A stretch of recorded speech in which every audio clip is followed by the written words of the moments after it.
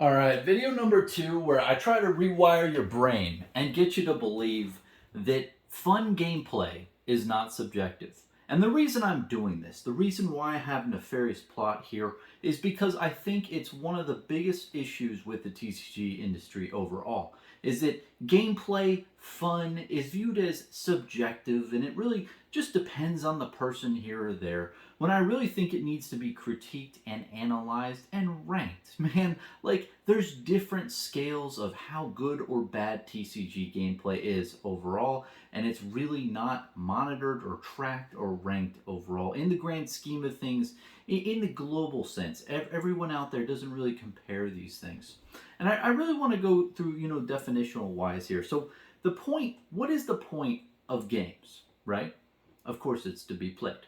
But what is the point of them? Is I feel like fun is at the heart of any game. I mean, Mark Rosewater said it in his GDC thing of 20 lessons learned. He said, "Hey, the promise the game creator is giving you as a consumer is if you follow these rules, if you follow this structure, you will have fun playing this game." So I think we can all agree fun is the core thing that makes a game a game. Like, that's the point of it. Well, if you really substitute good for fun, like a good gameplay, right, is fun gameplay, right? Well, you'd have to also imagine that there's also bad gameplay when the game is not fun. And I know you might say, okay, there's a subjective nature here, Bronson. People could have good or bad experiences all to the person. Okay, we'll get to that. But I think we can establish that there are good gameplay and bad gameplay. Can we agree on that point? Now, let me propose to you a new TCG that, Uncle Bronson right here created, right? And I'd like for you to all consider this. So it involves two players. Each has one blank card in their hand. And what you do in this new game that I've created, right? Let's put this example here, is both players stare at the card for a period of time until one of the players passes away. That is my game. And what do you think about that? Do you think that's a subjectively fun game? Do you think, oh, well, it's not for me, but it's subjective if that's a good or bad game? Well, no. Obviously, that's like the worst game ever created on, the face of the planet, man. That's a really bad game. So I think universally, everyone who's watching this video and looking at me can agree that this game that I've created, this TCG, where everyone has blank cards in their hands, or just one blank card and they have to stare at it until one person passes away, that is a terrible game.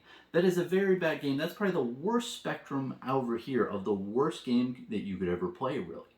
Well, and then on the other hand, the flip side, you have Flesh and Blood. That's a 10 out of 10 in my biased opinion, just a normal guy in a normal room.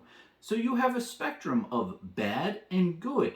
And I think in between my game and Flesh and Blood, you have a myriad of other rankings of games that if you really even just aggregate the total amount of people rating those games, you could get like a nice bell curve in the middle. I know that's a very morbid, example that I put in front of you, but essentially what I'm saying is that if you look at games overall in the TCG space, the new ones that are coming out, right?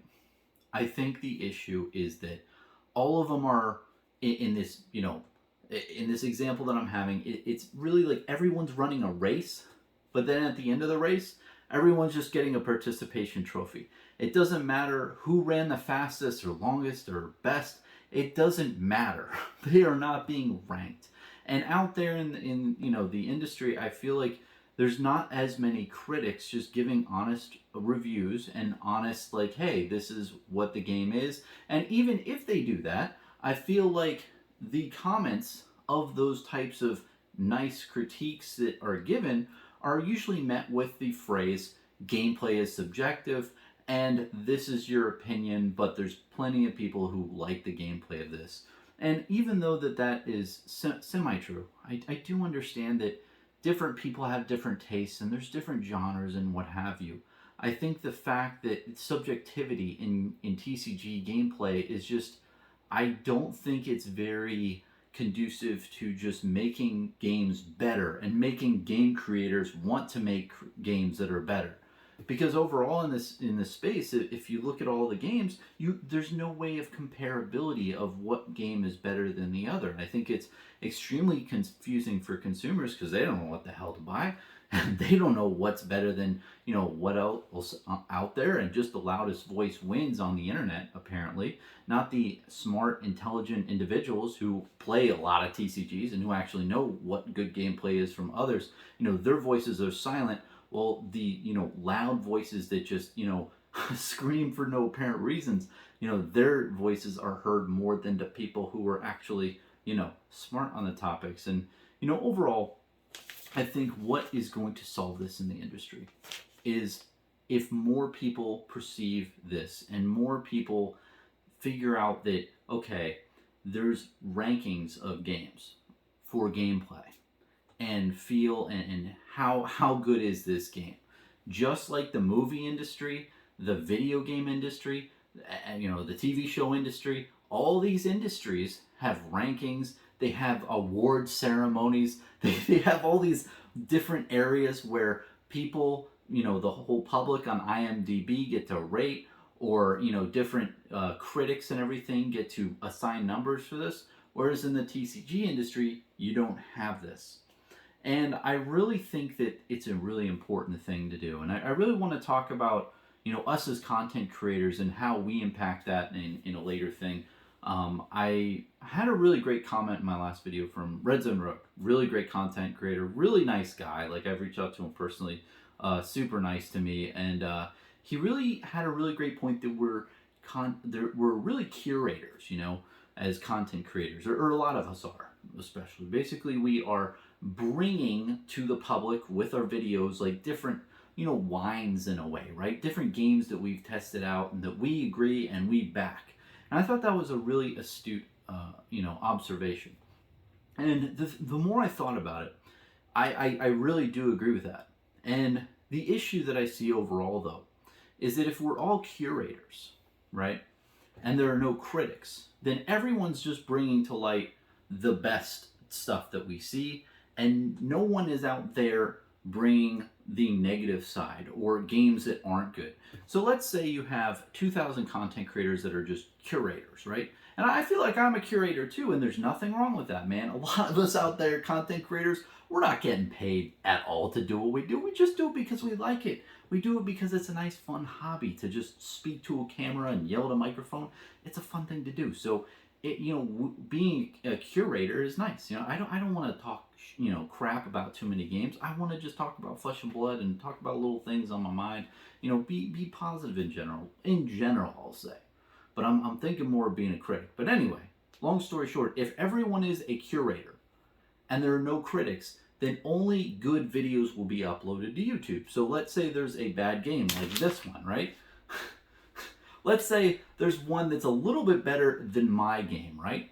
And maybe it ranks like a 3 or 4 out of 10. It's not a very good game, but you're gonna have at least 1 or 2 people in that branch of curators like the game. Even though it's rated a 3 or 4, they're going to make a couple YouTube videos. But as a consumer, all you're seeing is positive reviews of this game, even though it's not a very good game, because only curators are talking about it. So I think that there's definitely a need for critic type review type thing. Now, I don't want to say that there's an answer that I've found out there currently, but I think that if things evolve in a certain way, really the perception and the community as a whole for the TCG industry needs to change, in my opinion. We need to have more just feelings that rankings are important and really hold true to a certain sources as the golden source of truth for if a game is good or not. Not just thinking it's subjective to a certain person. And I really want to give a huge shout out to this website that Kel from Red Zone Road told me about. I had no idea this website even existed, but this is exactly what I was kind of looking for, and I'm really ecstatic that it exists. It's called BoardGameGeek.com, and apparently they have exactly what I wanted. It's like a ranking system. And Flesh and Blood is rated 8.2, and it looks like it has 454 ratings as of filming of this video. And yeah, 118 comments is really good. And I looked through and it was perfect. It had what I'm talking about, the aggregated sum, you know? And I know gameplay is subjective. Okay, great. Like, you know, it depends on the person, or like, I know that's the whole feeling, but this is a rating. This is a ranking. 8.2. That's pretty high, man. But that is the rank and the how fun the gameplay is. You know what I mean? When you say, is this game fun? Does Flesh and Blood have fun gameplay? It's not subjective. It's an 8.2. Aggregated sum of the total of amount of people who have reviewed. And I know that that is only representative of a certain sample size, but hey, I'll take it, man. And I'd love to see this site either expand or something else come out where it just has more ratings, man. 454 isn't as many as I'd want, but this is a start. This is something. And I know this is pretty late in the video, but if you look at the MetaZoo one, some pretty interesting comments on that one, to say the least. But when I saw that, I was like, yep, this checks out. This site is actually legit. But you know, that aside, you know, just toning stuff down at the end and kind of summarizing how am I feeling. I feel like a lot of people out there in the industry, in the TCG industry, if you ask them, hey, like, what's up with these new TCGs? Why are they so bad? I feel like a lot of people resound that and say, yeah, you know what? Admit, like, the gameplay in a lot of new TCGs is not focused on it. It is not focused in the marketing or the development or anything. And I know I'm speaking very broadly, and I know that there's a lot of TCGs out there that actually do focus on gameplay and actually do, you know, develop really good games. I know that that exists. I'm not saying it doesn't exist. All I'm saying is that a lot of the games out there don't focus on gameplay. And the reason being is because they're all running a race that all of them get participation trophies at the end. None of them have ranking, and none of them really get grilled or critiqued in a positive way. And I know that critiquing might seem like negative. It might seem negative because you're pointing out flaws, you're doing things like that. But in reality, you're just giving more credence to other games that are better than it. And if that game is better than current games, you're giving that game like the reputation it deserves because it is a really good game, even if it's better than the established ones. And going into a little ramble and conspiracy theory at the end, I think the reason why we don't have these rating systems in place in the TCG industry and why it's not focused on is because the big three TCGs have been around for a long freaking time, and they don't want the consumers to be smart. They don't want you to be informed. They don't care about and they probably do internal stuff with making gameplay and stuff, but they don't want you to be informed of the ratings of gameplay because they want it to be like a little, you know, oligopoly with, like, you know, Pokemon, Yu-Gi-Oh, MTG. They just want it to be in that bubble there, and that's the global perception now. And I think that's what needs to be changed. I think we really need to have systems in place, like this website, that really rank TCGs overall and display it for view and have that be the gold standard for what people really value and what people really hold true in the industry. And I think that as a Flesh and Blood player and fanatic and highly biased normal guy in a normal room, I think that this would be insanely good for Flesh and Blood, because as you see, you know, 8.2, 454 rating, or 454 people rating this. That's a lot of people. That's a high rating. And I think that that is really what is going to make Flesh and Blood shine over a lot of other games, in my personal opinion.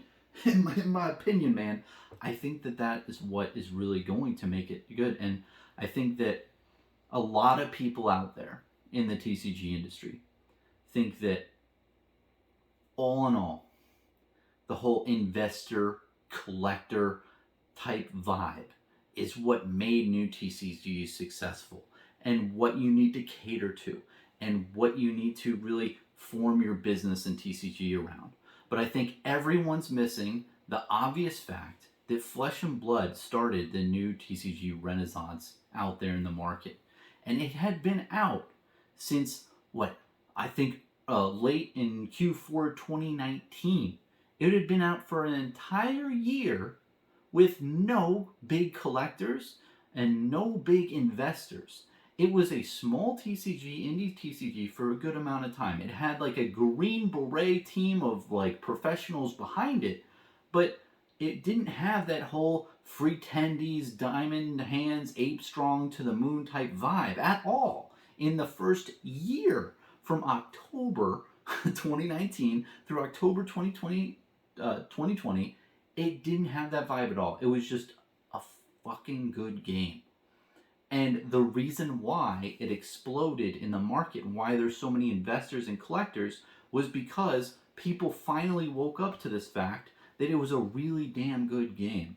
And I think the more that we have this type of thing out there in the market that ranks games overall, is the more transparent that inherent fact will be, along with other games that come out that are like Flesh and Blood, that have great gameplay and there are fun games to play, but maybe they don't have the marketing involved. Maybe they don't have, the artwork as much needed. Maybe they don't have a bunch of other things like business-wise intact, but the game is fun to play. And I think that the entire point of really illuminating gameplay and illuminating fun games to play is because that is the inherent point of a game, as Mark Rosewater said.